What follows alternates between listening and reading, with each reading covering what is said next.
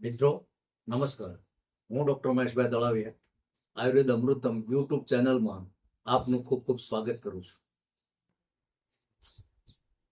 મિત્રો, એક એવો રોગ છે સામાન્ય, પરંતુ પજવે છે ખૂબ. કારણ કે આપણે જોઈએ તો આપણું પેટ છે એ કંઈક અંશે પેટી જેવું છે. પેટી ખોલીએ ને શું નીકળે એ ખબર ન પડે. પેટમાનમાં કુદરતે સરસ મજાના 9 અવયવો આપેલા છે. એ તમામ પરસ્પર સંલગ્ન છે. એકને તકલીફ થાય તો બીજાને તકલીફ થાય છે.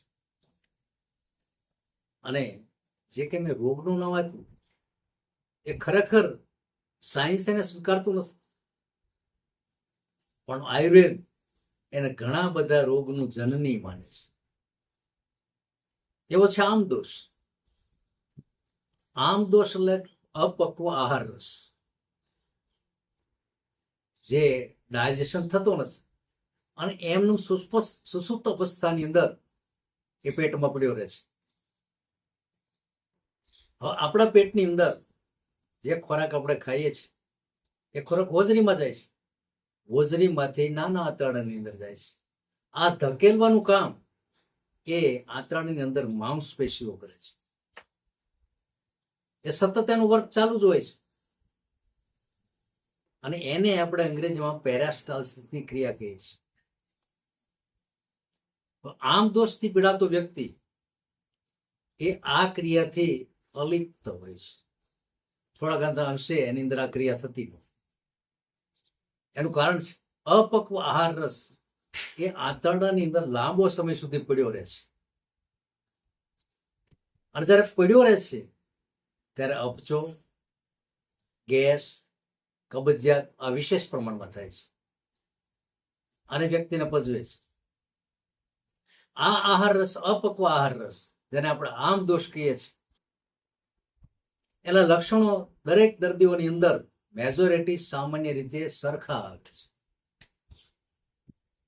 ઓડકાર ખૂબ આવવો, પેટ ભારે થઈ જવું અને વારંવાર સવારની અંદર 3 થી 4 વખત ઝાડે જવાની ઈચ્છા થતી. ઝાડા પણ પુષ્કળ પ્રમાણમાં થાય, છતાં પણ મન એવું રહે કે હજી પેટ સાફ થયું નથી.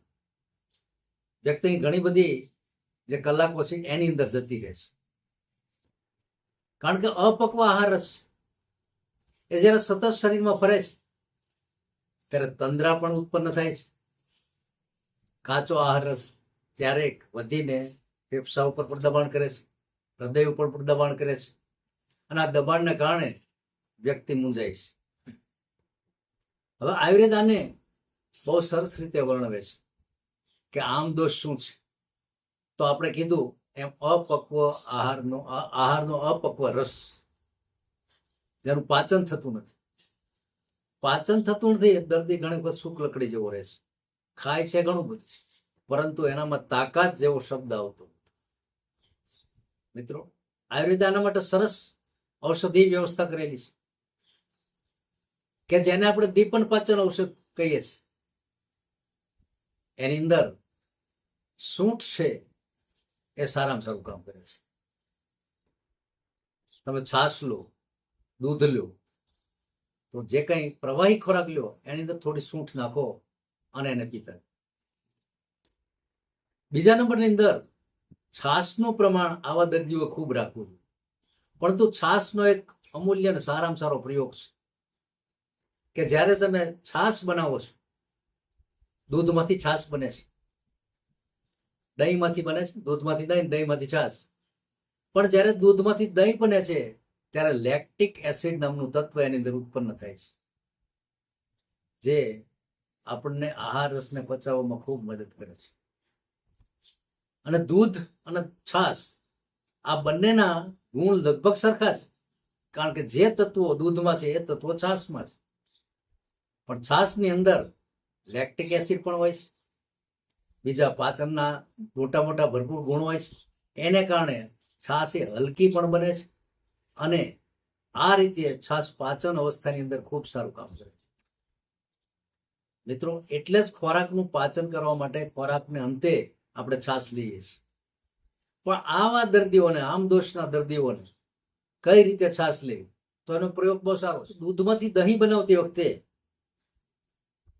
મિત્રો, દૂધની અંદર 25 ગ્રામ આદુનો રસ અને 15 ગ્રામ લીલી હળદરનો રસ, એની ચટલા એ જ રસ ના હોય તો એની ચટણી બનાવી અને એ દૂધની અંદર નાખી દેવાની. મેળવણ જે કઈ નાખવાનું હોય, અને એ જે દહીં બને, એ દહીંમાંથી જે છાશ બને છે એ પાચન માટે ભરપૂર છે.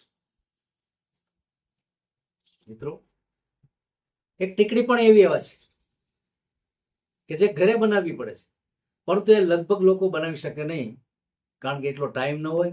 એ ફાર્માસ્યુટિકલ આખું કામ છે, એટલે એનું વર્ણન હું નહીં કરું. પણ એ આમ દોષ પાચન નામની ટીકડી આવે છે, જે બજારમાં મળતી નથી.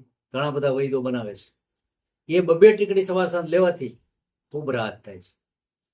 મિત્રો, સારામાં સારું ઔષધ છે એ છે ત્રિકટ, સૂંઠ મરીને પીપળ, જે દીપન પાચન છે, અગ્નિને પ્રદીપ કરે છે અને ખોરાકનું પાચન પણ સુમેરે કરે છે.